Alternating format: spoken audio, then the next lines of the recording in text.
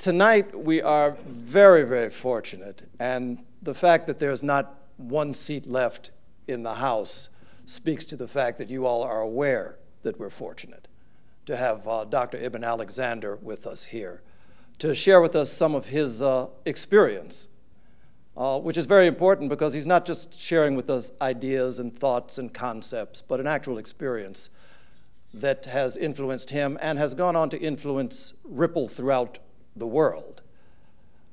As you all know, Dr. Alexander had an experience, near-death experience, an out-of-body experience during which he was able to perceive certain things about the nature of the afterlife and its relationship to this world we live in now.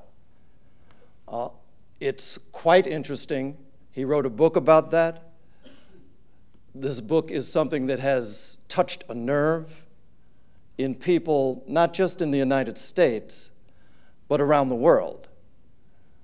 The very first week that the book came onto the bookshelves, it went to the #1 best-selling book in the New York Times bestseller list and has remained there consistently ever since. And this is 2012 we're talking about. So it's something that speaks to an awful lot of people. It is now translated into 43 different languages. So just in case you thought that this is an American phenomenon of awakening, it is not. So rather than talk anymore about those sorts of things, I think it would be best for me to turn it over to the man himself, and he can do a much better job. So please, if you welcome Dr. Eben Alexander.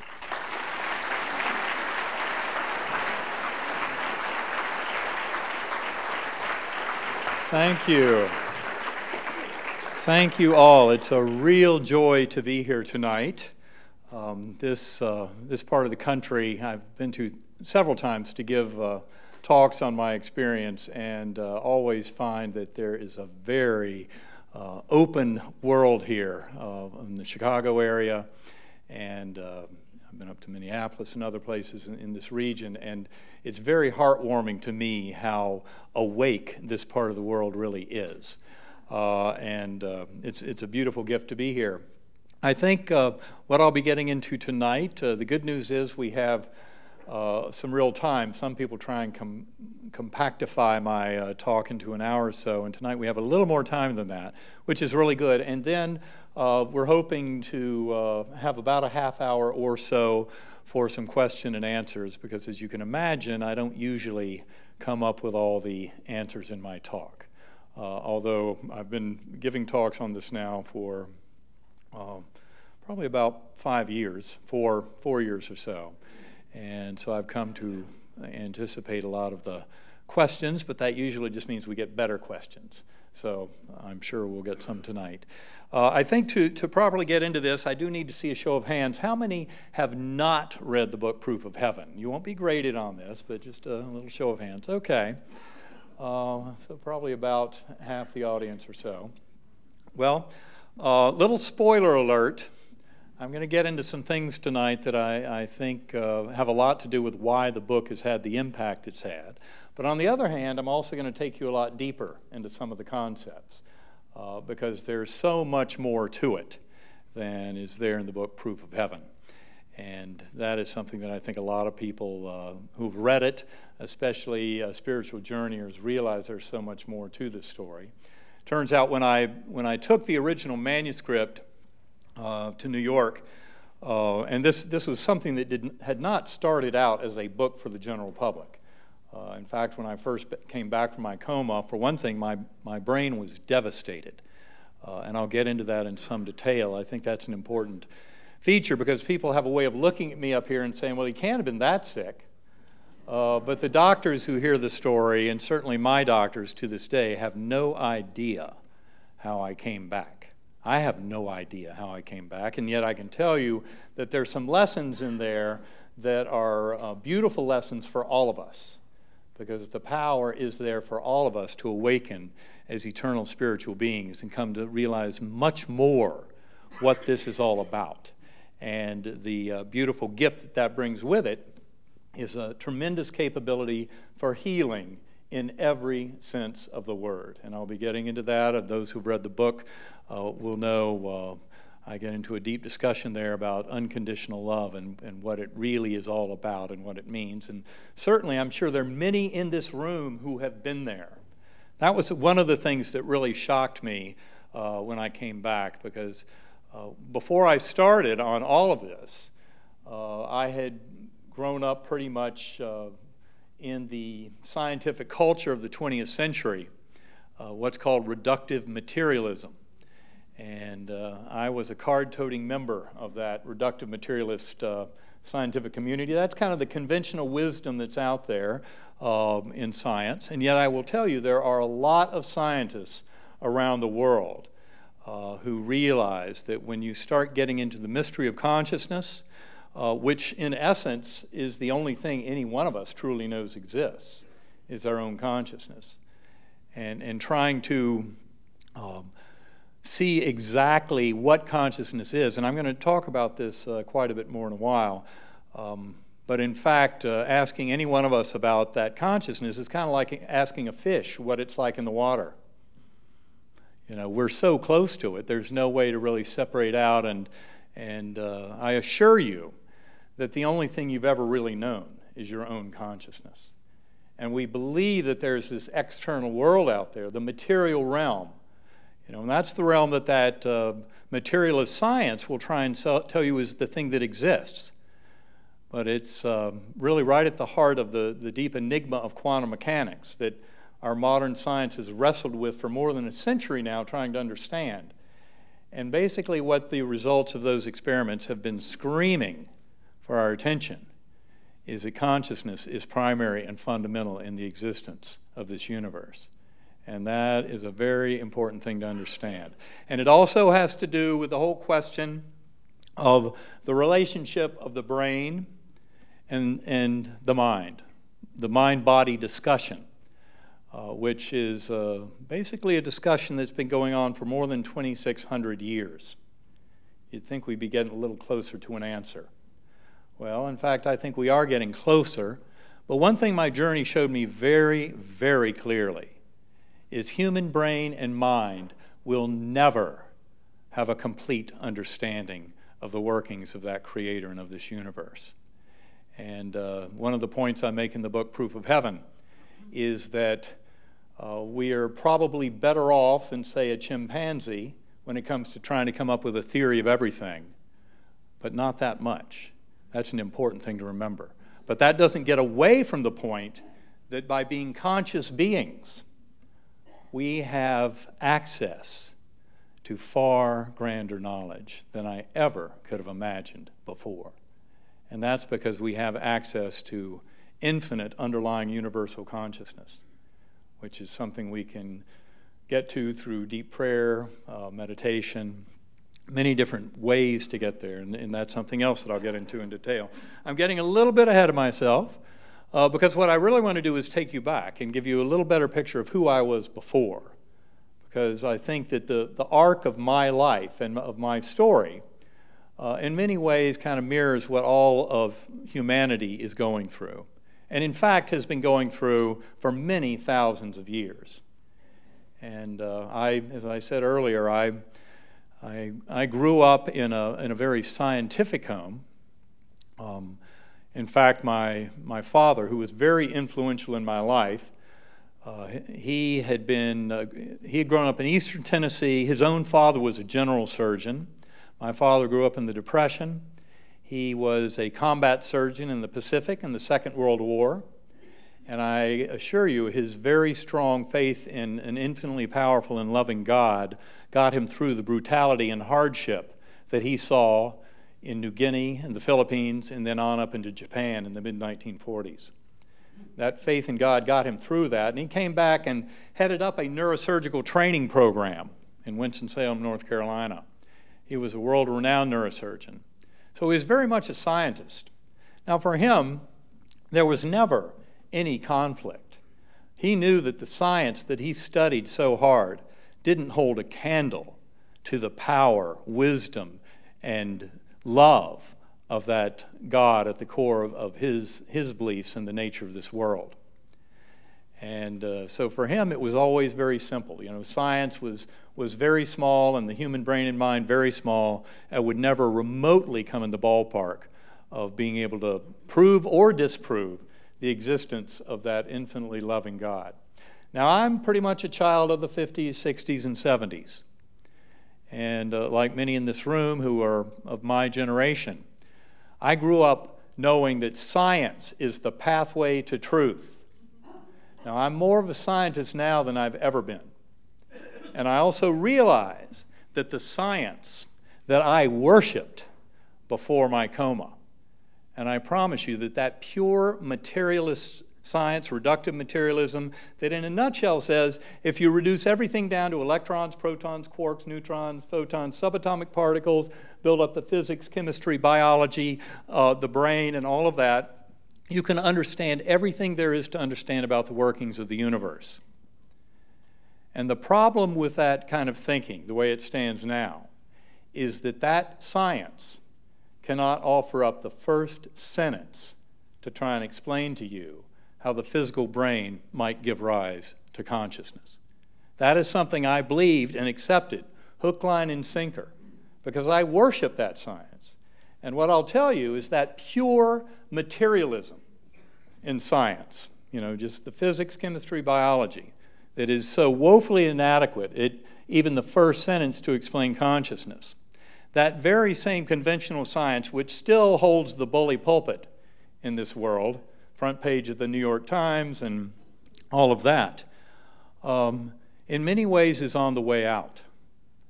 This is all about a far deeper understanding of who we are and a great gift to science.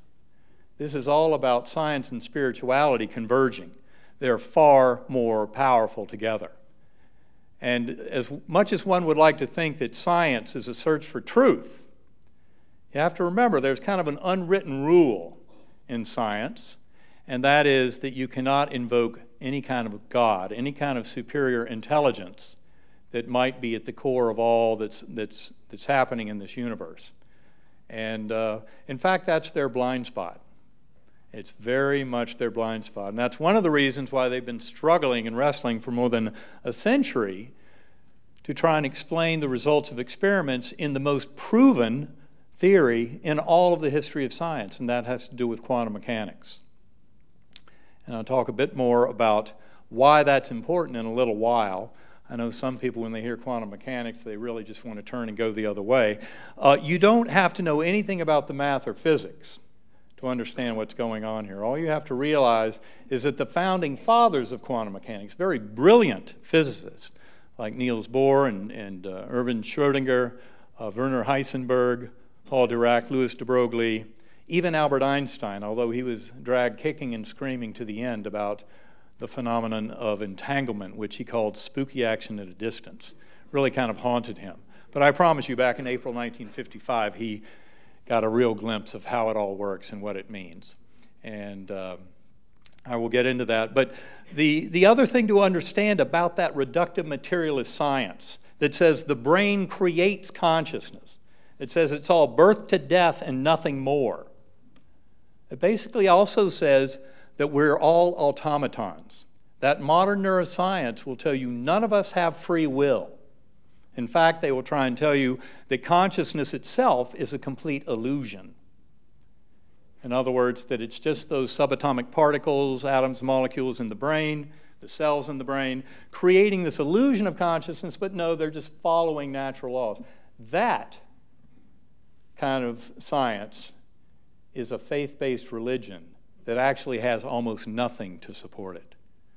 And what I mean by that is that spirit, soul, consciousness is the fundamental reality of existence in this universe.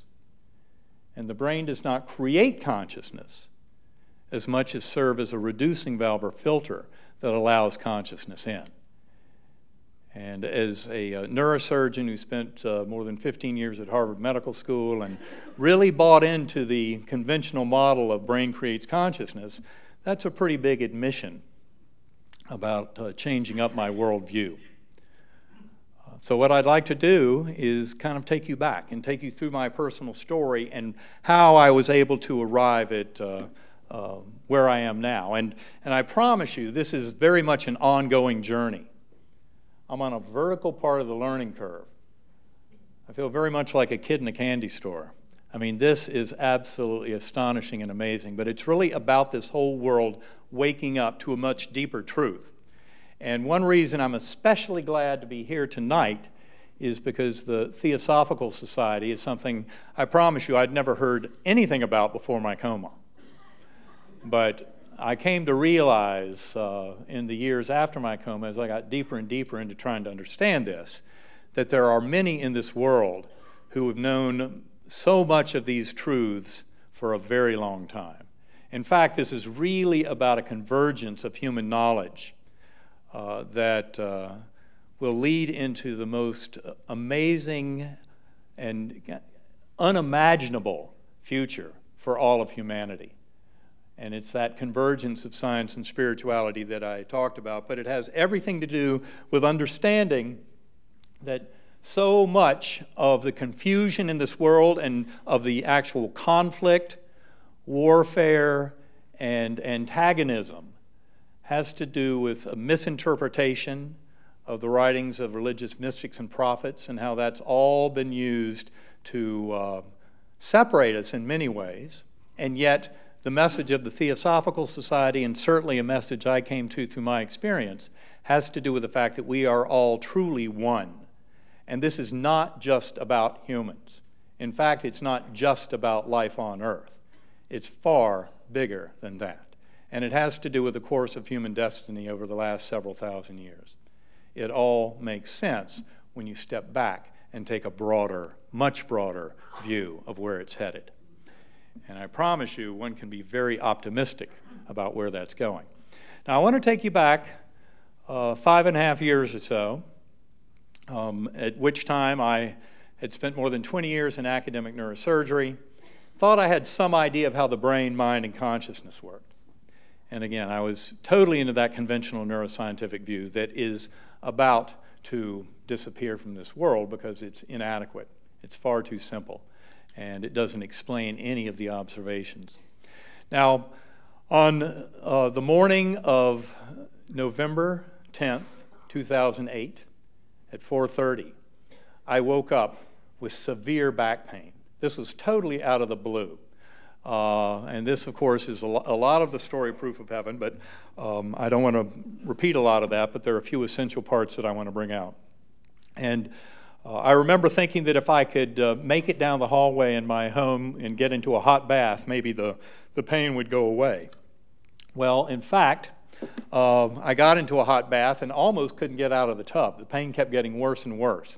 I was able to pull myself up on a towel and then took little baby steps down the hall back into the bedroom, and I collapsed, writhing in agony, in a cold sweat.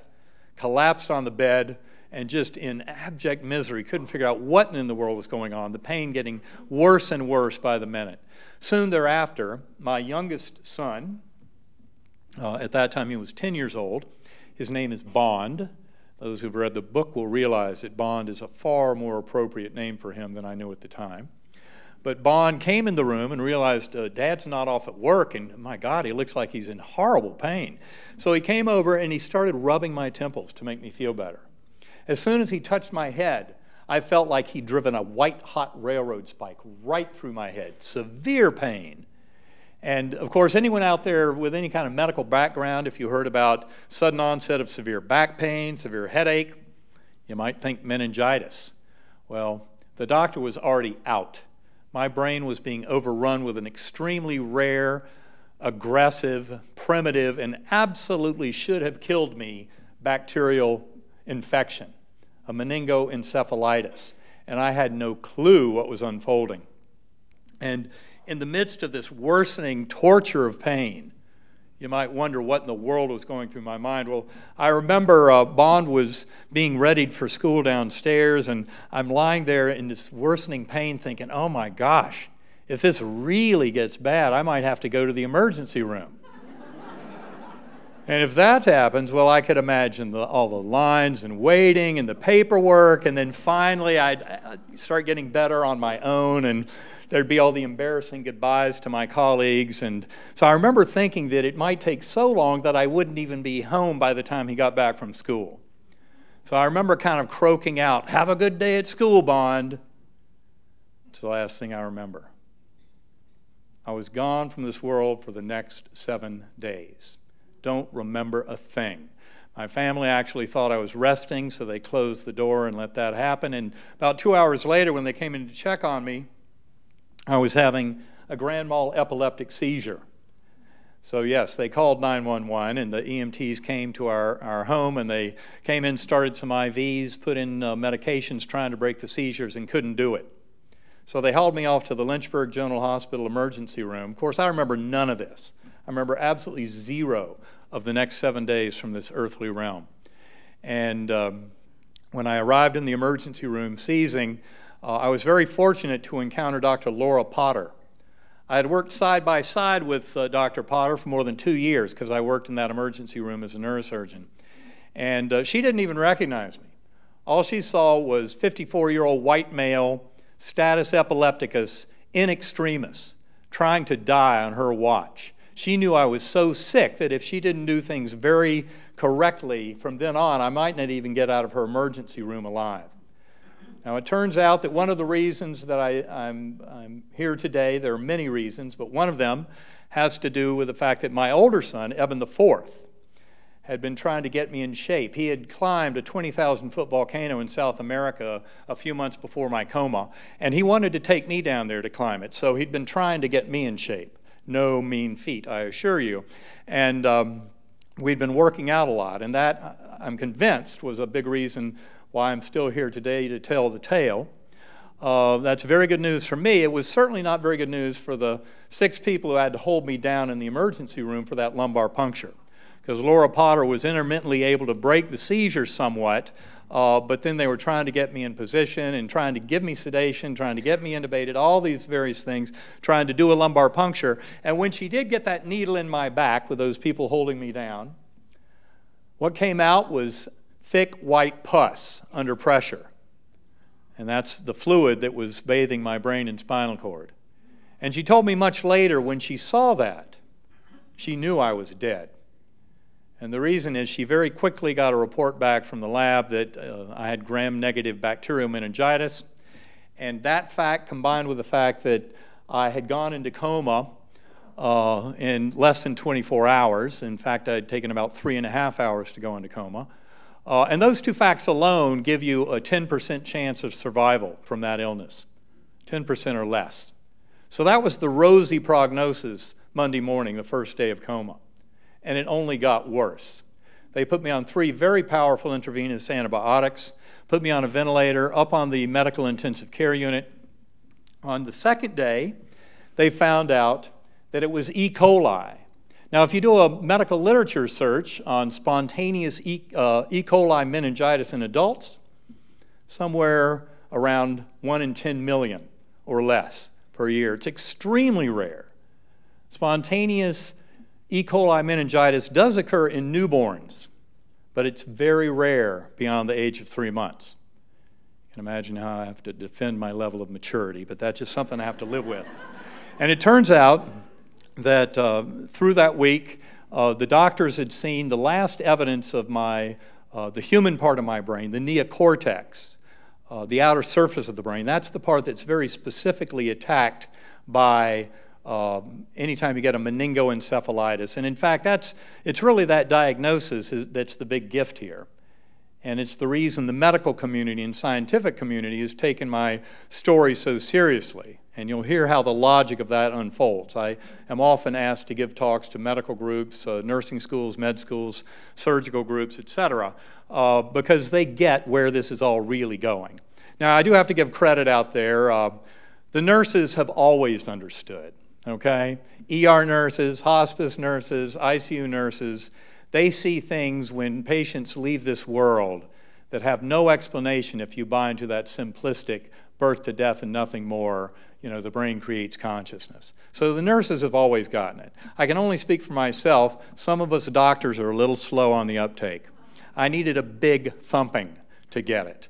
But my hat goes off to the nurses in the audience because they've always gotten this and continue to. I'm very grateful to the nurses that got me through this whole ordeal, not to mention my family.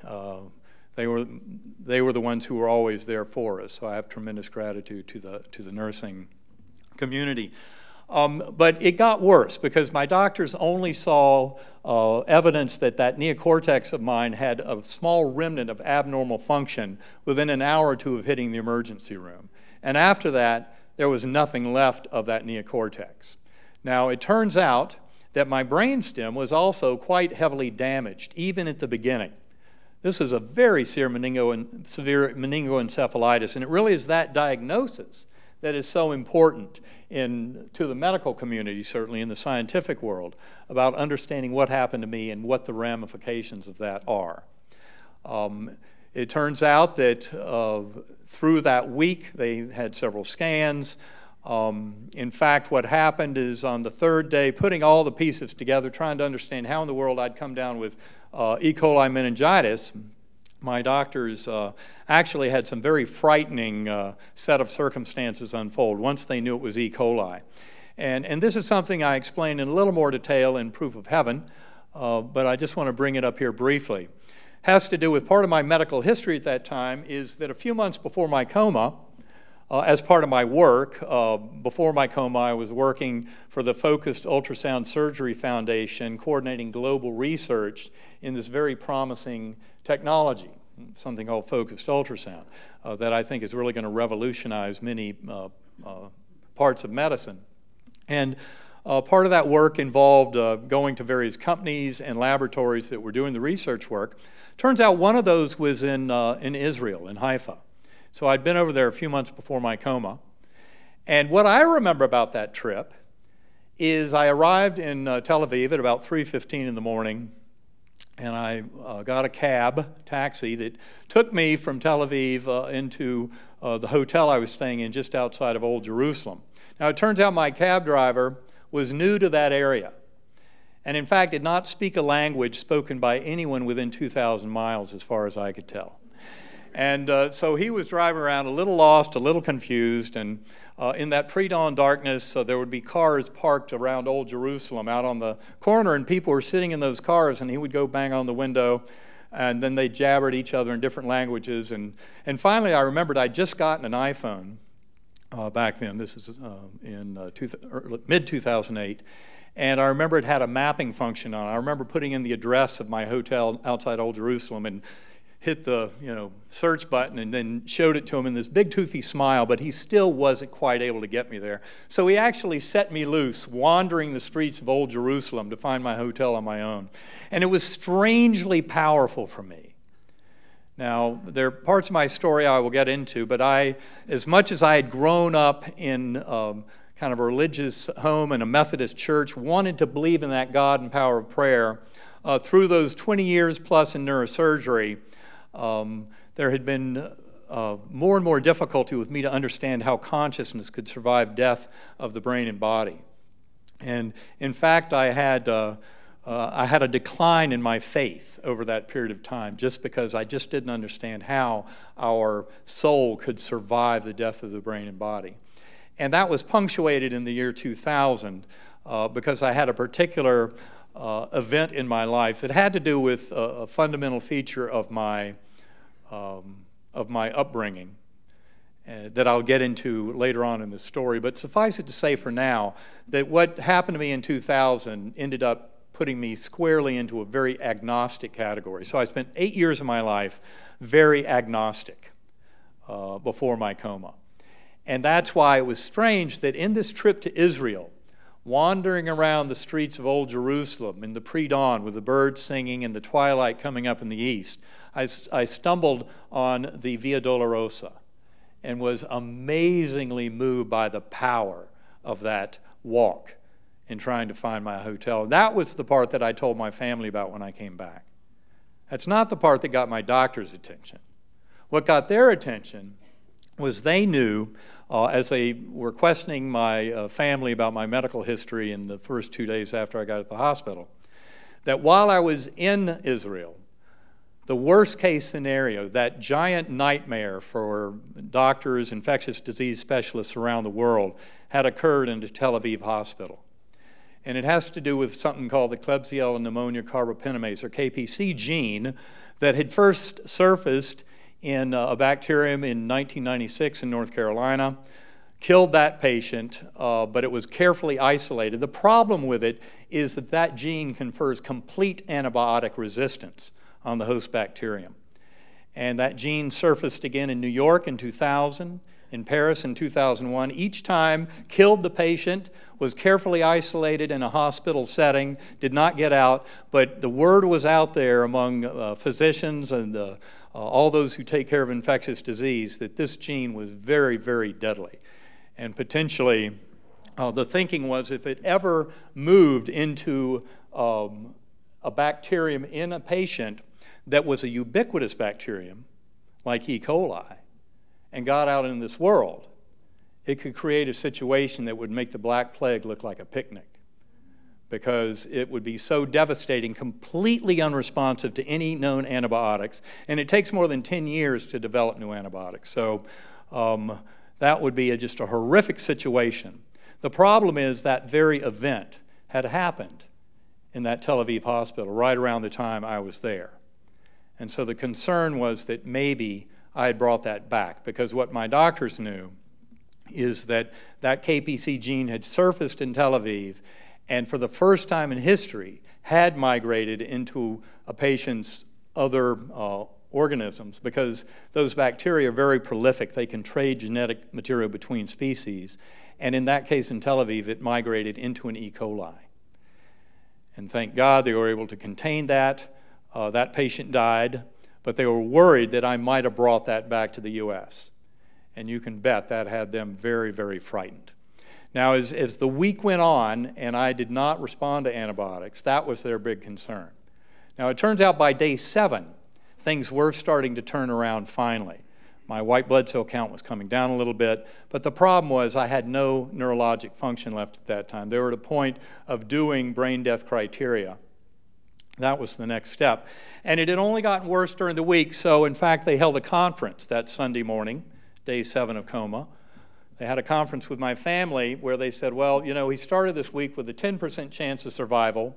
Now we're down to a 2% chance of survival. And if he's in that lucky 2%, best case scenario, that he'll spend a month or 2 in this hospital, then be transferred to a nursing home in a persistent vegetative state and die in coma a few months later. So the recommendation was, why don't we stop the antibiotics? And that was indeed what they did. Now, it turns out it was a few hours after that that I started coming back to this world. And my doctors were right. I was extremely ill from this and should not have survived at all, and should not have had any experience at all, much less any memories of experience.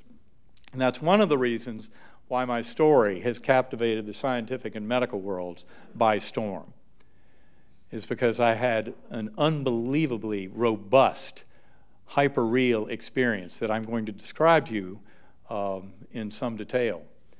And it should never have happened, according to everything that we know. Now, when I did come back, my brain was wrecked. No words, no language, no recognition of any of those beings around the hospital bed. My mother, sisters, sons. Absolutely no clue what this universe was. But I knew where I'd been. I remembered completely, full well, the journey I was returning from, even though I remembered absolutely nothing during any part of it of Eben Alexander's life before coma. No words, no language, none of the religious concepts, certainly none of the knowledge of all those years spent in neurosurgery studying brain, mind, and consciousness. Every bit of that was completely deleted for this entire experience, which makes it a little bit atypical when you look at other near-death experiences. But I was amnesic for the life of Eben Alexander, and it took me many months to even begin to glimpse how and why that might have been the case. My default understanding early on was that, well, of course, I had this severe bacterial meningitis that destroyed the neocortex, the human part of my brain. So it made perfect sense that I didn't have any memories or knowing of my life before coma. Turns out the reasons for it go quite a bit deeper than that. But that was my working model for a long time, that such a severe neocortical destruction would erase all the memories. But it turns out that that set the stage for a very powerful journey with tremendous lessons in it. Now, what I knew full well when I came back was the entire journey. That journey started in a place that I call the earthworm's eye view.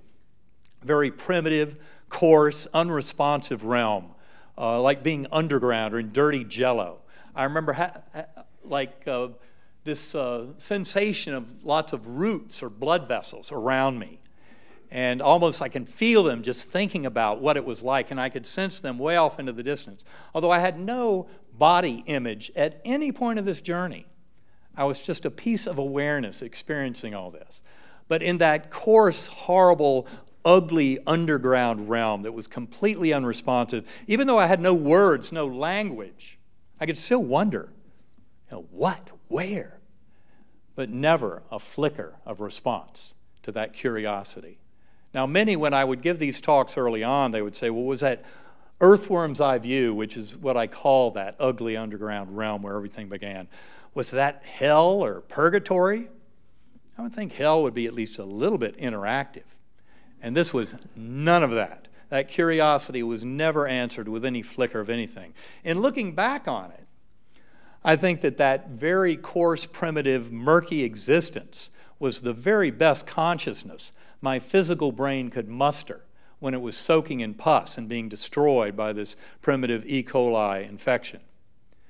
Now, it turns out that if you would ask me before my coma, well, if that primitive earthworm eye view is what your brain is mustering right now with this devastating infection as it progresses and melts the outer surface, the human part of your brain, what's the next step?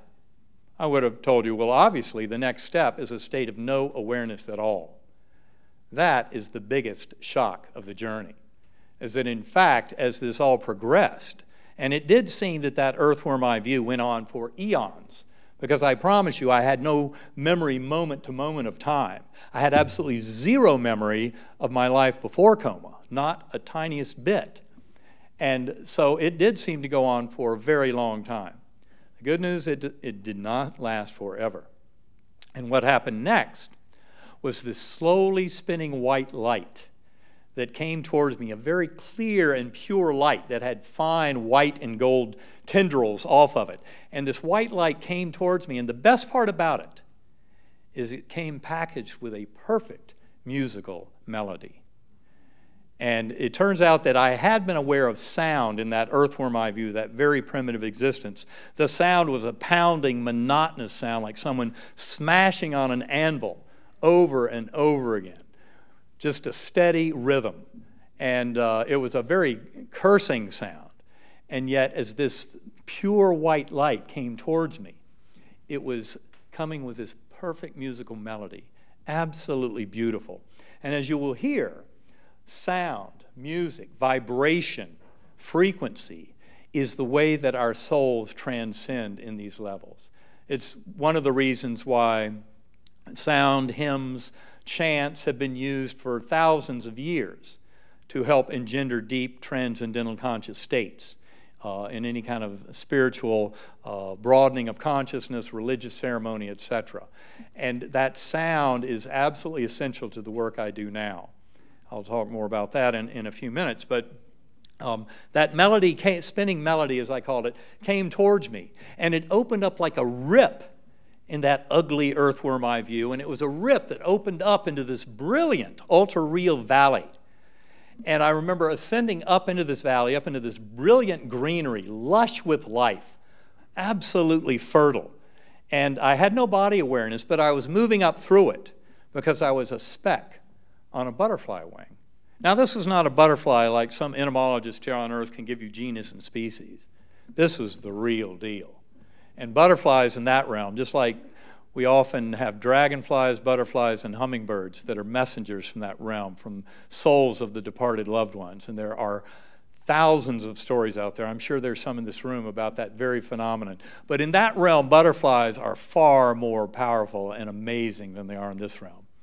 And I was a speck of awareness, and it turns out on this wing of this butterfly, this was one of millions of butterflies, and they were looping and swirling in this beautiful river of love and color and life beyond description. And I remember how we would dip down and go through that lush greenery, and there would be flowers and blossoms, buds on trees that would open up even as we flew by. I remember the rich textures and colors beyond the rainbow. And so beautiful. And in that beautiful valley, as we would come up and ascend above all that greenery, I could see that there were hundreds of souls dancing. And when I wrote it all up weeks later, as I came back to this world and was trying to record the whole experience, I described them as being dressed in peasant garb, very simple clothing, yet beautiful colors, and tremendous joy and merriment. And there were lots of children playing and dogs jumping, and it was just a wonderful festival. And it was all being fueled because up above, in the velvety black skies above, were pure spiritual beings, orbs of golden light, swooping and swirling in formation, leaving sparkling golden trails, emanating these hymns, chants, anthems, powerful like a tsunami wave, crescendo after crescendo after crescendo of the most beautiful music, waves washing through me. And that's what was fueling this incredible joy and mirth going on in this Gateway Valley, as I came to call it. Now, the important thing to understand is that that Gateway Valley was much more real than this world. Far sharper, crisper, and more real than this. This is very dreamlike by comparison. That was a deep, deep mystery to me for a long time, trying to understand that ultra reality. It's very hard to put it into words. And when I would first describe that to people and talk about the ultra reality, people would say, well, is that like high-def TV? Well, it's a lot more than that. The way we know things there, you don't see with the eyes, you don't hear with the ears, you become others to feel the emotional power of existence. In fact, often if you get into the near-death experience literature, you read a lot about the tens of thousands of life reviews that people describe. You know that old saying, your life flashes before your eyes? Well, it's very true, and that's what near-death experiencers tell you, is that you go through every bit of your life, all the crucial parts that are there to teach you about the lessons of good and bad that are still residual lessons for you to learn, to help you and your higher soul and your soulmates, your soul group. And the judgment is not by any higher power, it's by our higher soul. That's what's doing the judging in that realm. And that's when we go through those life reviews, it's not some vague sepia-tinted memory. These are sharp, clear, crisp, absolute reliving the events more powerfully than when we live through them in the earthly realm. And we have to feel the power of our decisions, the emotional impact on our fellow beings.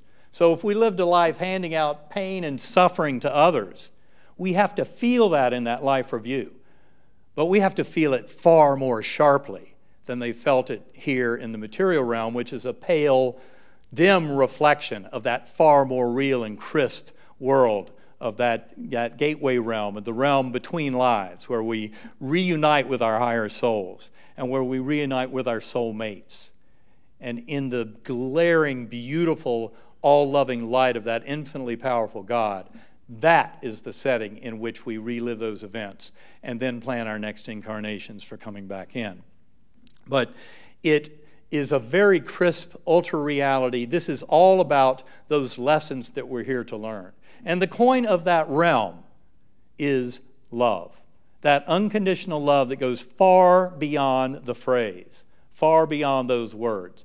And of course, so many who have had near-death experiences and shared death experiences and other similarly spiritually transformative experiences know exactly what that's all about, that unconditional love. And the reason it's so important for all of us to get is because we're here in soul school to learn those lessons of that love. And what we find is that that unconditional love has infinite power to heal. And I came from my journey to see that the hardships and difficulties in this life, and I promise you as a neurosurgeon, as a doctor, that very much includes illness and injury. They are gifts. They are opportunity for growth of our souls. We are all here as members of soul groups to do this growing. And when I talk about soul mates, I'm not just talking about that love of your life. I also came to see that often those who I had seen before my coma as my nemesis, as someone who was in my way, preventing me from getting something I wanted in this life, often is a very near and dear soul mate. And I came to see the power of that love, that unconditional love, to heal. It heals the individual, it heals the soul group, it heals all of humanity, it heals life all around this world, and it heals consciousness throughout this universe, because there are many sentient beings in many civilizations throughout all of eternity, throughout this universe. This is a much bigger party than I might have ever thought before. And this is all part of our joining that much bigger awareness and knowing of consciousness in its grandest sense. Now, it turns out that in that beautiful Gateway Valley, that ultra-real valley on that beautiful butterfly wing, the best part about it, I wasn't alone. There was a beautiful girl, and I promise you it doesn't get better than that. And it turns out, I'll never forget the way she was sitting, the way she was dressed, the way she looked at me. And she looked at me with this very loving smile that transcends any of our words of love and our uses of romantic love or the love of parent and child, any of the kind of love that we have here, love for all of humanity. This is the love that transcends it all, is that unconditional love that we encounter there. People who have near-death experiences, even if all they do is touch briefly, glimpse that unconditional love, it changes their life forever. So don't let the simplicity of that phrase lead you astray. It is infinitely powerful. It's something that we all know because all of our souls have been there before and go back, and we cycle through again and again in our ascent. Now, another thing that's very important to understand is that time flow in that gateway realm is very different from time flow here. That's one of the reasons why those life reviews, the memories are not just vague memories, but very strong, powerful learning opportunities where the goods and bads of our life and what we've done to others, feeling the impact of our decisions on others, is so hyper-real. And we go through it, like they say, flashes before your eyes. And the amazing thing is it doesn't take anything of Earth time. It could happen in a second, or it could take a century to unfold. It doesn't matter. Because time flow and causality in that realm is a much higher order than in this realm. And that's why often when I talk about reincarnation, some people get a little worried and say, well, wait a minute, what if the love of my life gets tired of waiting for me and they reincarnate before I get there? I promise you that doesn't happen. Because this is really all about love, and it's all about the relationships that we have. This is all about learning in soul school and growing as we do. And there's nothing more complex than knowing that it's simply by following a pathway that is one of manifesting that love as best we can. Love is the coin of that realm. And the more we can serve as conduits of that love, because our very consciousness is a direct, absolute connection to the divine, infinite healing power of that all-loving source. And by serving as conduits for that, and allowing the love to come through us to our fellow beings, to show compassion, forgiveness, mercy, acceptance. That's all that matters. And that's what these lessons are all about. And that's how our souls ascend, is by getting closer and closer to that perfection of that love and ascending towards that oneness with the divine. Now, it turns out that this beautiful girl on the butterfly wing, as I said, she never said a word. She didn't have to. Her thoughts came straight into my awareness. Now, of course, I had no words or language, so it was pure conceptual flow. But when I wrote it all up a few weeks later, when I came back to this world, I put those thoughts down that had come to me directly from her with that all-loving smile. And this is, in my view, the central message of Proof of Heaven. You are deeply loved and cherished forever. You have nothing to fear. You will be taken care of. And nothing to fear is very, very critical, because I saw very much, in my view, how this was not a battle between good and evil, between light and darkness. In fact, there's plenty of evil and darkness in this world, but it's not a force that is against love and light of that infinitely powerful Creator. We simply serve as channels to bring that love and light into this world, and it displaces the darkness and evil. The darkness and evil are plenty real in this material realm, and you can also encounter them in those lower spiritual realms, such as I did in that earthworm eye view. The important thing to remember is when you know and fully know that you are a divine, eternal, spiritual being directly connected to that all-powerful creative deity, you have nothing to fear. And that is all you need to know. When you believe that and know that, it enables you to bring that lightness and love into this world in the face of darkness and evil as we perceive it here, and to do so in those spiritual realms and ascend higher and higher towards that oneness with the divine, with the soul group, and all that our souls are doing to ascend to those levels. Now, it turns out that there was another message that she gave me in addition to these messages of unconditional love. And this is one, in retrospect, I wish I had embellished on a little more in the book. You can do no wrong. And of course, I get in a little bit of hot water over that one when people just get to the book and read that far and they go, wait a minute, we can do wrong down here. Well, the reality is she meant it.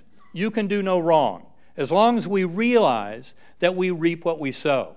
If we hand out pain and suffering to others as part of the lessons we're trying to learn, we're going to end up either making amends in this incarnation or having to live through the pain and suffering on their behalf in that life review. There is no need for an eternal hell. And in fact, that life review provides plenty of impetus for us to learn the lessons of that love and then plan that next incarnation with our soulmates and come back in here. But you can do no wrong, knowing full well that we are here to learn and teach those lessons with our soulmates. And again, the lessons have everything to do with that love, have to do with knowing that we are eternal spiritual beings through multiple incarnations. And for those of you who grew up like I did in a Christian faith, I promise you there's a tremendous amount in original Christianity that fully supports reincarnation. And I, believing as I did before my coma that brain creates consciousness, I'd never paid any attention to the near-death experience literature. I also did not realize that there's a very strong scientific literature on past life memories in children. In fact, the arch skeptic and scientist Carl Sagan admitted that one of the features of what he called psi or paranormal phenomena that had way too much evidence and demanded a much deeper explanation was past life memories in children and the evidence that it brings for reincarnation. A lot of that work has been done by the group at University of Virginia, Karen Newell and I work a lot with that group now, and some of the work we do with Sacred Acoustics. But it turns out that the work of Ian Stevenson and more recently of Jim Tucker about past life memories in children fully brings out the reality of that. That reincarnation is real. Then you have to go and explain, well, how in the world does that happen? It clearly defies that simplistic kindergarten level thinking of brain creates consciousness. So you can bet there's some major pushback from neuroscientists who are materialists in their beliefs. But in fact, it's very real. And this is a big part of understanding. It's also very consistent, as I said, with early Christianity, with the original teachings, especially if you start to get into the Gnostic Gospels. And there are also reasons why, even though it is mentioned that John the Baptist was a reincarnation of Elijah the prophet, it has not been brought out as much in the New Testament, but in some of the other Gnostic Gospels and other early sources. It's a very profound reality. And yet there are reasons why that whole concept of reincarnation was kind of squashed by the Council of Nicaea and by others who were trying to control people's minds over the millennia. Now, it turns out that on that beautiful butterfly wing with this lovely girl, there was yet more to come, and that had to do with those angelic choirs above. I've told you, music, sound, vibration, frequency, that's what allows our souls to ascend and transcend to higher and higher levels in those spiritual realms. And what I remember is all of that collapsing down. The material world, this four-dimensional space-time collapsing down. That deeper time of causality in that gateway, that beautiful galley, the gateway valley, where we often are between lives, collapsing down, that higher causality, all of that collapsing down, until I finally emerged into this realm that I call the core. Infinite, inky blackness, filled to overflowing with infinite, unconditional love of that Creator, all through eternity and infinity and higher dimensional space. And in that beautiful, all-powerful, infinite love, there was also this brilliant orb of light, brighter than 1,000,000 stars, that I remember being there, and I thought that it was somehow serving as an interpreter or translator. A very strong sense of the three of us being there, of that infinite, all-loving, creative power, far beyond any naming, far beyond any description. And yes, that deity has no gender. Oprah asked that question, just in case that one's out there. No, that deity has no gender, is completely beyond any words or description. And that's why I think that orb of light was there. Now, all of what I'd seen collapsing down, higher dimensional space-time, those spiritual realms, every bit of that was like this very complex oversphere that was there as part of the lessons. And when I entered that core realm, I was told, now not in words, this is pure conceptual flow, you're not here to stay. We'll teach you many things. You'll be going back. And I hope you understand by now that when I say the three of us, you know, this infinite, all-powerful creative source and that orb of light and my conscious awareness, this was consciousness far beyond the limited consciousness of Eben Alexander. This was the consciousness we all share, far deeper, far more profound, a direct link to divine, which is in each and every one of us. And you don't have to have a near-death experience to come to know this. Deep meditation and centering prayer, that's why I do so much of the work with sacred acoustics, is to help take that to the next level and help people to meditate in a much deeper fashion, because that is how we can come to know these much deeper truths. Now, it turns out that in the midst of so many lessons there in that core realm, I would then inexplicably pop back into that earthworm eye view. That was a real shocker. How in the world did that happen? I'd go right back to square one, to that very primitive, ugly underground with the roots and blood vessels around me. But I very quickly came to realize that by remembering the musical notes of the melody, and I would go through those notes in my mind and go through them like a chant, and by going through those musical notes, that spinning white light would come back and would come towards me and would open again like a rip in that fabric, and I'd re-enter that beautiful gateway valley on the butterfly wing with that lovely girl and all the souls dancing below, all the joy and merriment, and the same reassurance of unconditional love from her every time. And then those beautiful, swooping orbs of light above, which I came to call in my writings angelic choirs. It was clear that's exactly what they were. And yet, once again, that music from those swooping orbs would generate this portal, and I would go swirling on up through higher and higher as all this collapsed down, back into that core realm, always assured you're not here to stay. You'll be going back, but we'll teach you many things. And I cycled through several times. I don't know how many. But then there came a time, I'd even come to believe that back was back to the earthworm eye view. So, no worry. I knew that all I had to do was remember the notes of the spinning melody. And that was my ticket back up into that beautiful, ultra-real gateway valley, and then through the angelic choirs to higher and higher realms and back into the core. But as you can imagine, they weren't kidding. And so there came a time when the notes of the melody no longer worked. I could no longer conjure up that beautiful, spinning, pure light that had been my gateway, my portal up into that gateway realm. And to say I was sad is an understatement. Because, in fact, when those gates to heaven were closed, sadness there, emotions are extremely powerful in that realm. To imagine monsoon rains throughout all of eternity, you can begin to touch on it. But in fact, I also knew by that point that I could trust. I would be taken care of, that I could do nothing wrong, that I was infinitely loved by that all-powerful deity, beyond all description. And in that core realm, I remember the one thing I brought back that I could really bring back to this world was the sound that I heard there. I've told you how sound and vibration are so important in all of this. Well, in that core realm, with that infinite inky blackness, that all-loving, all-powerful deity beyond any naming, I heard that sound of Om, that eternal resonance of all of infinity and eternity. That deep Om sound was what I called that deity when I came back. Because to me, when I was writing this all up a few weeks after my coma, the word God was way too puny a little human word. And I realized that that deity was far beyond any kind of naming or description. That's why, for me, the word Om had no baggage at all. I'd never heard of its use as a mantra in some of the Eastern meditative traditions and that kind of thing. So Om is what I call that deity. Om made perfect sense to me. It was only much later that I came to realize, people alerted me, that Om actually was a sound that had a lot to do with other religious and spiritual traditions. Now, in this, when I was locked out, when I found that the melody, remembering the notes of the melody no longer worked to get me into that beautiful idyllic realm. As I said, I was very sad, but I knew I could trust I would be taken care of.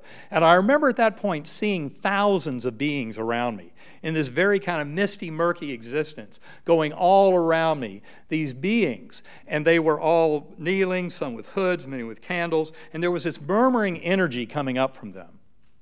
And the thing that was so shocking is that murmuring energy brought the very same all-loving feeling that I'd come to know in the gateway realm and in the core with that unconditional love of the Creator.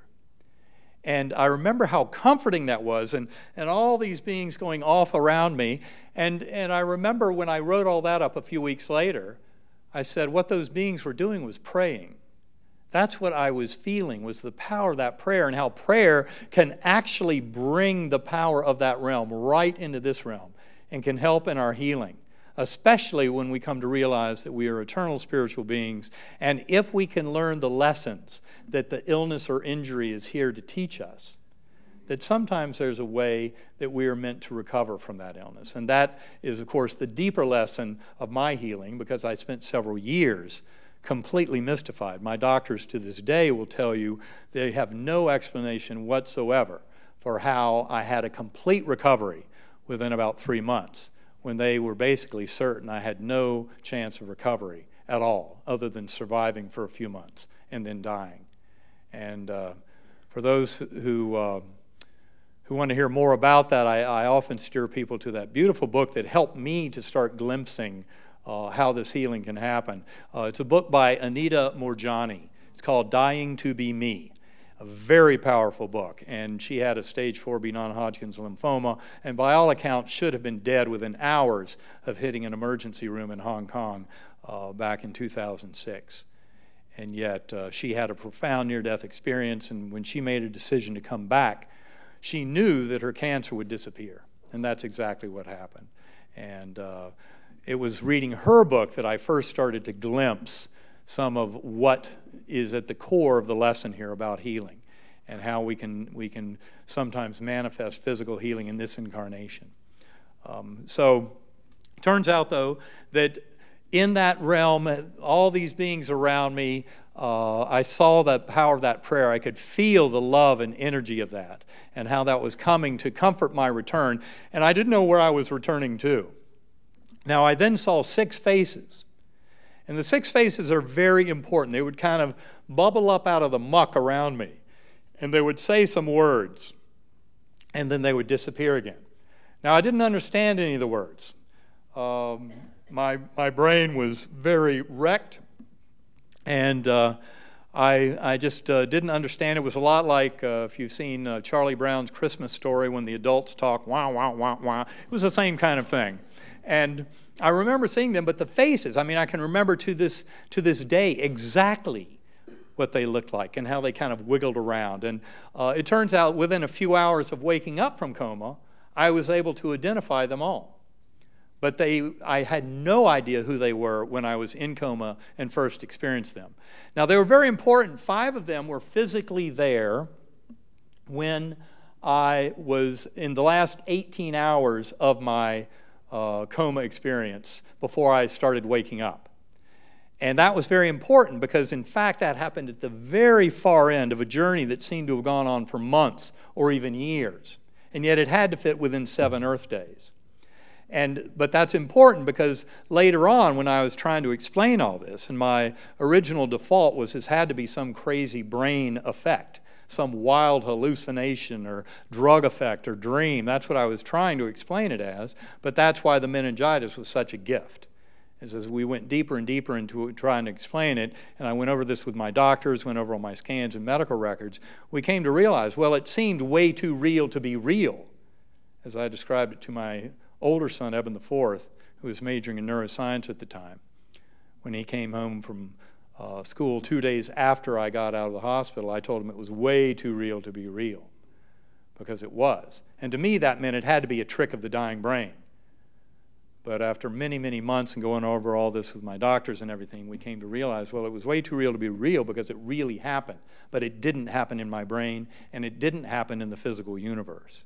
It was a much deeper clue about the nature of all existence, and in many ways confirmed tens of thousands of other near-death experiences and other spiritually transformative experiences, not to mention the writings of religious mystics and prophets and those writing about the afterlife going back thousands of years, because we're all talking about the same thing. It's much more real than this world. Now, it turns out that those 5 faces, as I said, 5 of them were there the last 18 hours I was in coma. That's important. There were also many people, family and friends, who were in the ICU room days before that I don't remember at all. And also, there was another face, that of Susan Renches, who was a friend of our family's, who was never physically there. And the reason she's important, she wrote a book called Third Eye Open. She was a friend of our family's, of my former wife in particular, going back for decades. And Susan channeled to people, and she had written a book about healing people, including a lot of people in coma.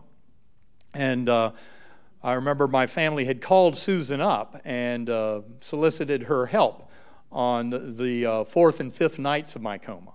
And I remember her face as clearly as if she'd been there in the ICU room like the others, although she was never within about 150 miles of that ICU room.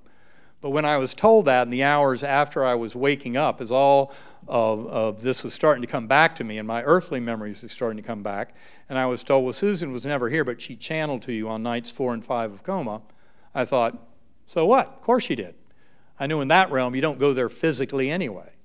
But she was very real. Now, it turns out it was the 6th face, though, that really got my attention. In so many parts of this journey, being amnesic for the life of Eben Alexander, not remembering a thing about this earth, this universe, about humanity, etc., it was a real gift. It allowed for a very far journey. It allowed me to be fearless. I had no attachments. I had no memory of any kind of responsibility to any other soul. In fact, for many parts of the journey, I thought, well, this can all continue, or it can cease to continue. It does not matter. And that's why the 6th face really got my attention. It was the face of a 10-year-old boy. Turns out, as I determined later on, it was the face of Bond, my 10-year-old son. That was Sunday morning. He had just been outside the room where they had the conference with the doctors telling my family, well, we're down to a 2% chance of survival. And best case scenario is he'll spend a few months in a coma, get transferred to a nursing home, and then die. So why don't we just stop the antibiotics? They had tried to protect Bond from the worst news during this week, but he had stuck around outside the room during that discussion. He overheard that. He knew it was very bad news indeed. So he went running down the hall of the ICU and came into my room, and there I was on my ventilator, and with my eyes taped shut and being ventilated 12 times a minute, as I had been for the last 7 days. And he pulled open my eyelids. And what he saw was one eye looking up there, one eye down there, both pupils blown. Those of you in medicine know that's not a good thing. And I promise you, I didn't hear him with my ears and I didn't see him with my eyes. But it got through. And he was pleading with me, Daddy, you're going to be okay. Daddy, you're going to be okay. Daddy, you're going to be okay.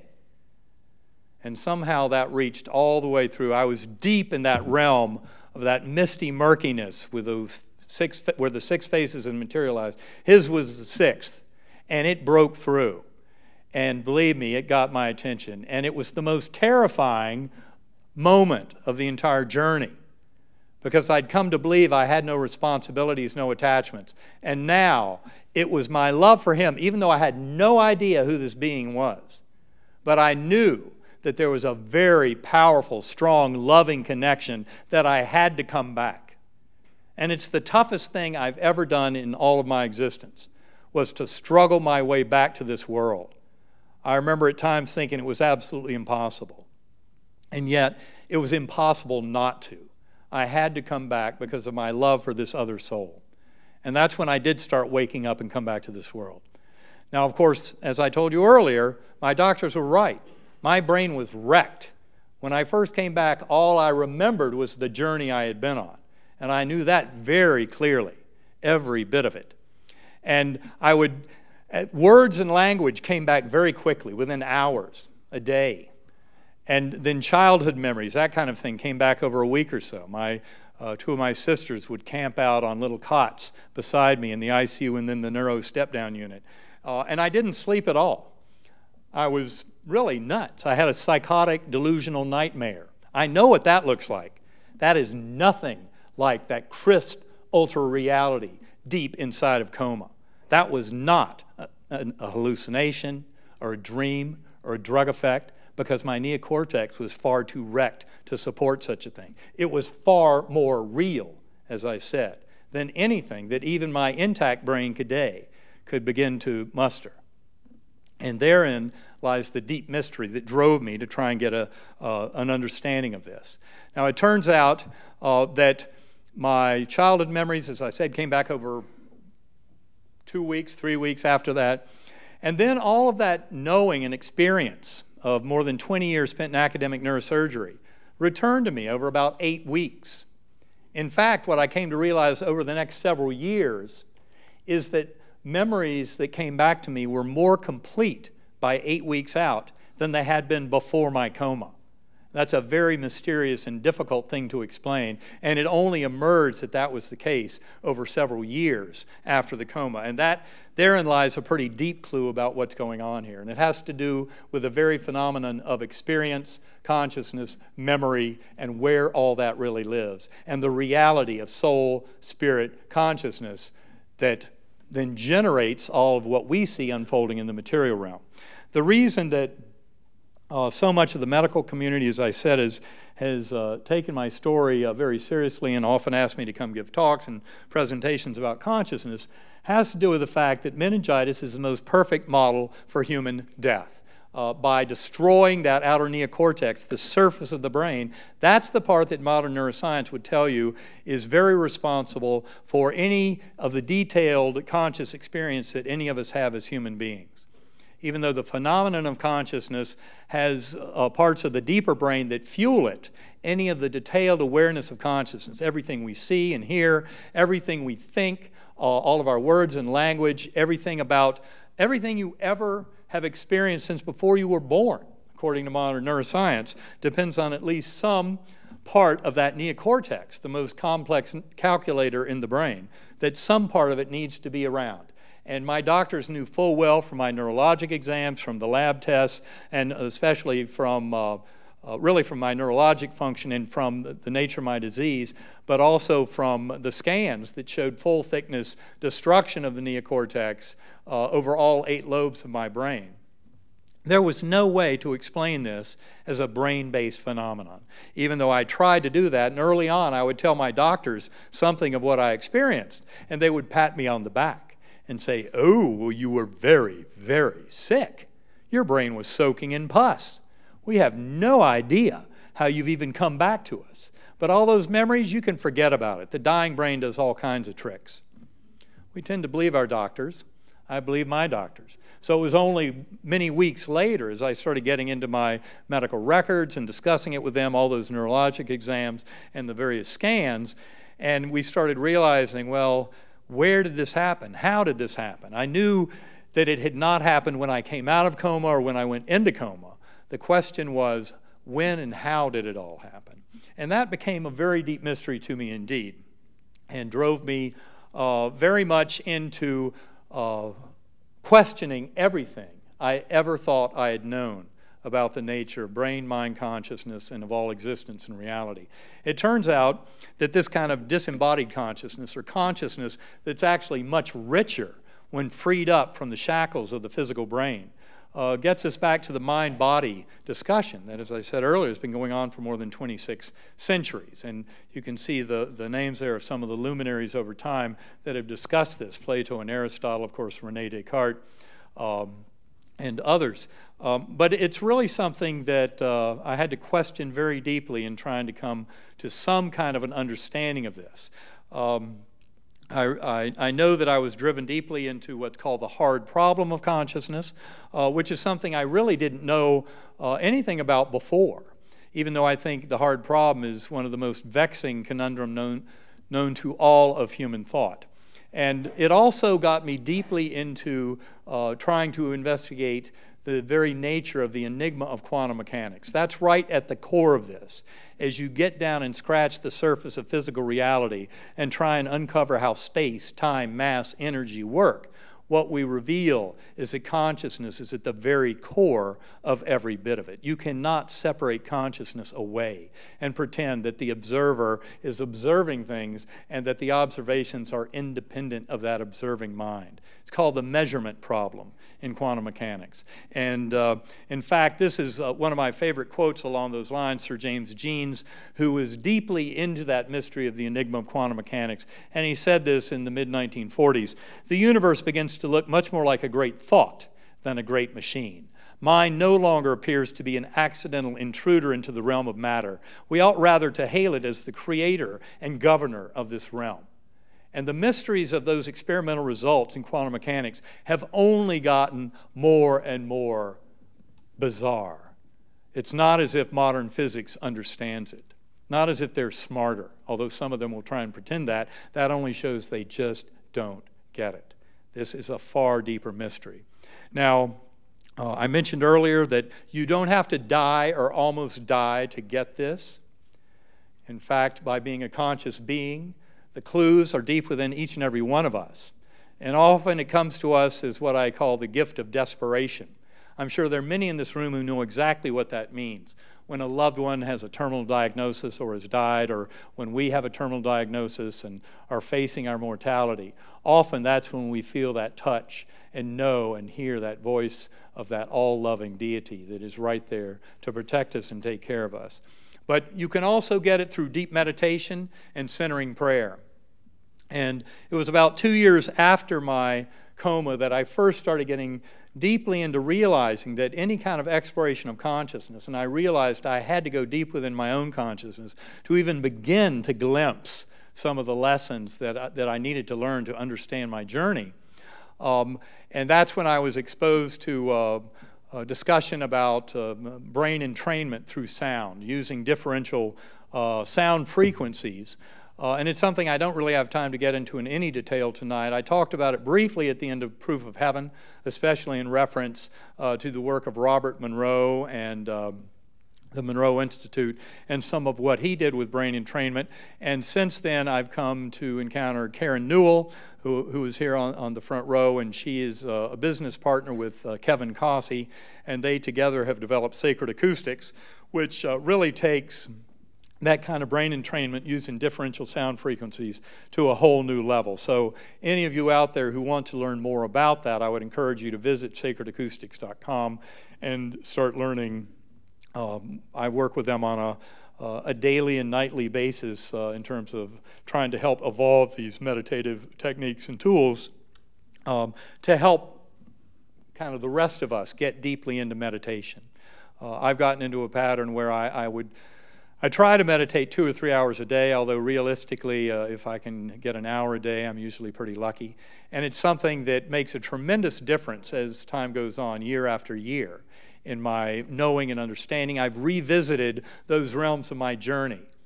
And in fact, not just revisiting memories, but revisiting the beings, the lessons, the spiritual power through using these tools of deep meditation with sacred acoustics. But it really is something one has to do as a lifelong commitment. It's not as if you can just kind of do this a few times and then say, well, it didn't really work for me.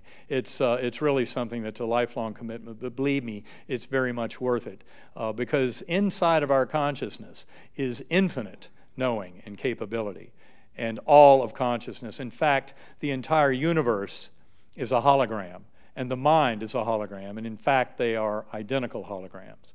And that is exactly what some of this meditative technique can enable any of us to get deeply into. So it's something I highly recommend.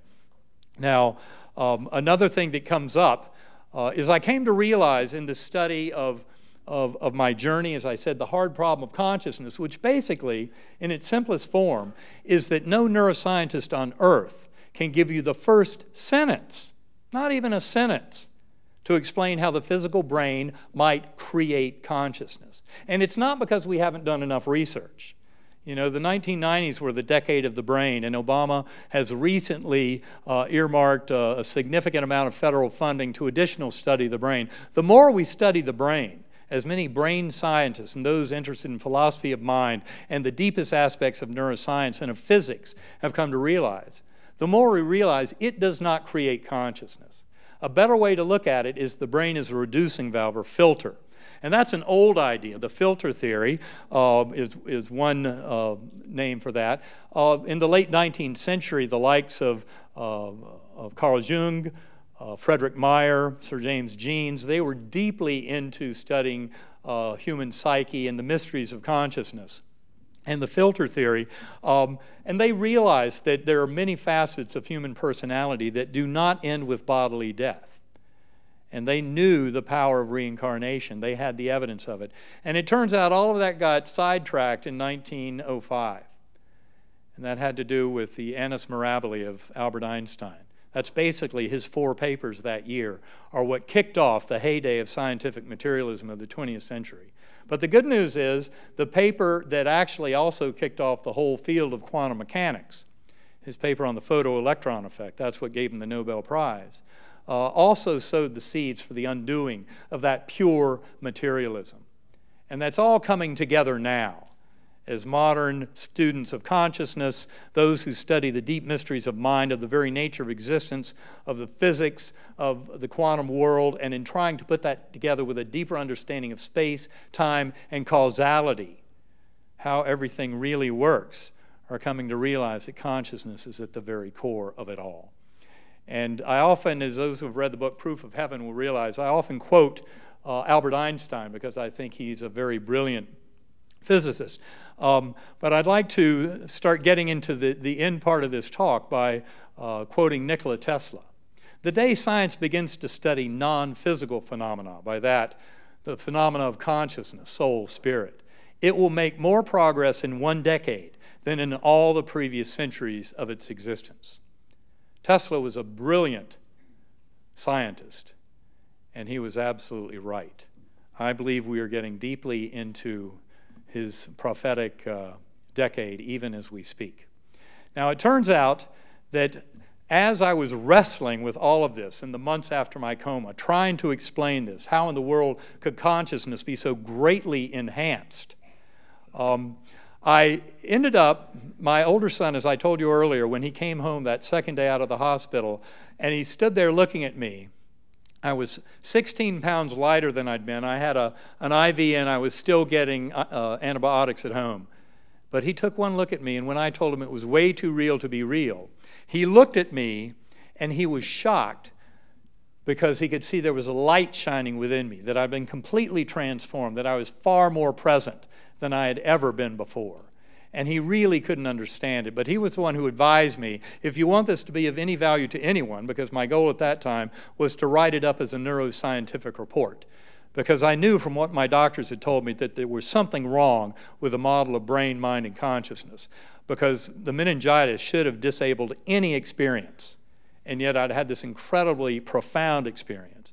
Now, he was the one who told me, well, if you want this to be of any value, you've got to write down your whole experience before you read anything about near-death experiences or about physics or cosmology. That was the last thing I wanted anybody to tell me. I wanted to dive deeply into everything I could read about near-death experiences. I was completely blown away by what had happened to me. I wanted to learn everything I could about what others had been through. And the more he advised me to write down everything, which I did. I wrote 20,000 words of my entire coma experience before I finally dove into the near-death experience literature. And as I did, I was absolutely shocked. I came to realize that tens of thousands of reports are out there. And in fact, by extension, hundreds of millions have been to this very same realm. And in fact, the near-death experience literature started growing largely out of the 1960s when medical science came up with ways to bring back cardiac arrest patients. And that's what has populated this world with millions of souls who have been to the other side and come back to tell the tale. That is not an accident. That is all happening for a purpose. Now, in fact, the more I read about the near-death literature, I then got into the afterlife literature going back thousands of years, including the Tibetan Book of the Dead, the Egyptian Book of the Dead, Greek writings on the afterlife. And I came to realize that and the writings of religious mystics and prophets, that they're all talking about the same thing. Skeptics kind of bang their head against the forest, in the trees, and miss the forest of the reality of that realm. More than half of people who report on near-death experiences talk about the ultra-reality of that realm. It changes their lives. Another interesting thing is the memories do not fade. Often after I give a talk like this, I'll have people come up to me, including people who may have had a profound near-death experience that they remember very vividly, even though it occurred in the 1920s, 1930s. They remember it to this day. These memories don't fade. They are not brain-based memories. They are not hallucinations, drug effect, dream states. This is reality. It's at the core of who we are and what's going on. Now, I started encountering deeper mysteries about my own journey. As I told you, I was amnesic for Eben Alexander's life before coma as I went through all this. And that part is quite atypical for a near-death experience. And of course, I originally attributed that to the severe meningitis, destruction of my neocortex. To me, that explained why I didn't remember my life. I know now the explanation goes far deeper than that. But it turns out that months after my coma, I was really wrestling with things as I read more and more near-death experiences. One is, if I had scripted this, first and foremost, my father would have been there. He had passed over 4 years before my coma. This is the father I mentioned to you earlier, combat surgeon in the Second World War, who was a tremendous influence on me, a scientist and a very strong religious and spiritual influence. And yet, he was nowhere to be found. And similarly, in my view, as I read more and more of this, was the deep mystery on that butterfly wing, that beautiful girl. I'll never forget how she was dressed, how she was sitting, how she looked at me, the way her thoughts came in. You're deeply loved and cherished, all those wonderful messages of unconditional love. I remember her face so perfectly that when I came back, I realized I'd never met her in my life. That was a really deep mystery. And to me, the more I read about near-death experiences, the more I realized how the similarities far outweigh the differences, how my experience very much validated tens of thousands of reports out there of other near-death experiences and of the afterlife literature and of prophets and mystics in their writings going back thousands of years. And yet, who in the world was this beautiful girl? And I was really shocked because I knew I'd been on a profound, very real spiritual journey. Yet why these strange curveballs that my father wasn't there and this beautiful girl who I'd never met? And to answer that question of the shock that hit me, this is the spoiler alert, because this is pretty much how the book kind of comes together. Turns out that 4 months after my coma, I got an answer to all this. And to give you that answer, I have to go back a little bit and give you more of my personal history. Part of my story that was absolutely essential, and that for much of my life was something that didn't make much sense to me, is the fact that I was adopted. My birth mother was a sophomore in high school. My birth father was a senior in high school. And there was really no way for them to get together. And as my birth mother found out to her chagrin over several months, as much as she wanted to keep me, her own father was unemployed, he couldn't hold a job, she had 2 younger sisters at home. As a 10th grader, there was no way for her to bring a baby into that house. North Carolina had very strict laws and about adoption and all that. And so, in fact, she, by 4 months out, figured that she had to put me up for adoption. The handwriting was on the wall. So she had to let me go. Now, it turns out that, like many adoptees, I would wonder about my birth family, and I would sometimes write letters to the children's home as I was growing up, wondering, is there any sign of my birth mother out there? And those strict North Carolina laws were there to prevent any kind of reunion. In fact, I heard of examples where birth dates were changed just to make it more difficult for anyone to find their origins. And turns out I couldn't have been more fortunate. I was adopted into a very loving family that honored all my hopes and dreams, and I couldn't have been luckier. So I'd let it go. I'd learned, okay, people made agreements back in 1954, and they were just living by those agreements, and that's fine. I let it go. Turns out, as so many things in our lives, there are those things that make no sense for the longest time until we look back and see how maybe it was all part of a much deeper lesson, especially some of those hardships and difficulties. And likewise, there's some events that seem very trivial when they first happen, and yet they have tremendous magnitude. One of those events has to do with the fact that my older son, Eben the Fourth, I've already told you about him, he was the one majoring in neuroscience in college when I was in coma. Well, in the year 2000, he'd been in 6th grade, and he came home with a school project, and that was on family genealogy. And I remember he came to me and told me about that project, and I told him a few stories about our adoptive family history, and he said, "Dad, you just don't get it. This is about your biological heritage. We need to know more about your adoptive family, about your birth family." And I remember just thinking, okay, gosh, I'll humor him. And so I wrote another letter to the another letter to the children's home in the year 2000. And I remember it was a Friday afternoon during a blizzard. I was taking Eben. We lived in Boston. I was working at Harvard Medical School at the time, and I was driving Eben up to Maine to go skiing. And I remember thinking, oh yeah, Betty, the social worker, said if I call her today, maybe she'd have an answer. I fully expected to get the same answer I'd always gotten, you know, no, your birth mother's not out there, forget about it. I called her up, and she said, why, yes, I did find something out. Are you sitting down? Well, I was driving through a blizzard, but I was sitting down. Your birth parents got married.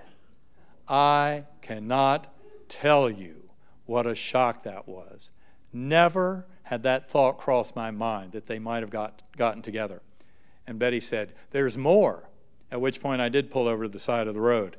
And she said, they had 3 children, but your youngest sister died 2 years ago. That would have been in 1998. And they're still grieving her loss, so it's not a good time to come back in their lives. That was that trauma I told you about in February 2000 that sent me into 8 years of pure agnosticism. I didn't recognize what a hit that perceived rejection was at that time. It was only months later when people started pointing out to me that I'd stopped taking my 2 sons to church. I stopped saying prayers with them at night. And I came to realize that the biggest casualty of that perceived rejection was it wiped out any last hope that there was a loving personal God or any power to prayer. And that was gone from my life for 8 years. I promise you my coma journey changed all of that forever. Well, it turns out that 7 years after that, in the summer of 2007, walking on a beach in South Carolina with 2 of my sisters, they said, well, don't you think it's about time you reached out to your birth family again? My first thought, no, because I recognized at that time how that perceived rejection in February 2000 had really kicked me over the cliff.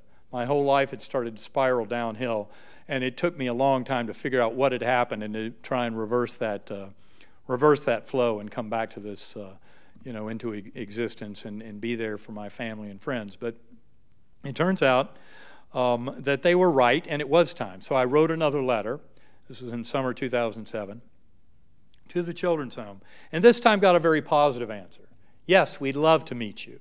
All of this is described in detail in the book Proof of Heaven, so you can get a lot more background there. And it's a beautiful story, a wonderful reunion. Turns out October 5th, 2007, I walked down a sidewalk in Chapel Hill, North Carolina, and for the first time in 54 years, I was with my birth parents. And it was the most beautiful reunion. I cannot put in words. That old saying, walking on air, is exactly how I felt. And if you'd asked me soon thereafter, how long did it take you to walk down that short sidewalk to their front door? 10 seconds or 10 minutes? I couldn't have told you. I was so completely blown away. And then meeting them and reconnecting after all those years apart. A beautiful story. The next day, I met my birth sister and brother, and in the coming months, met aunts and uncles, a lot of extended family. They got to know my adoptive family. And it's been a beautiful, beautiful reunion. But always a little bittersweet at the core, because they didn't really talk about Betsy, that beautiful sister who had passed over 2 years before I even knew about her existence. And to me, it was still a gaping wound for them. Lots of pain around her loss when she was 36 years old.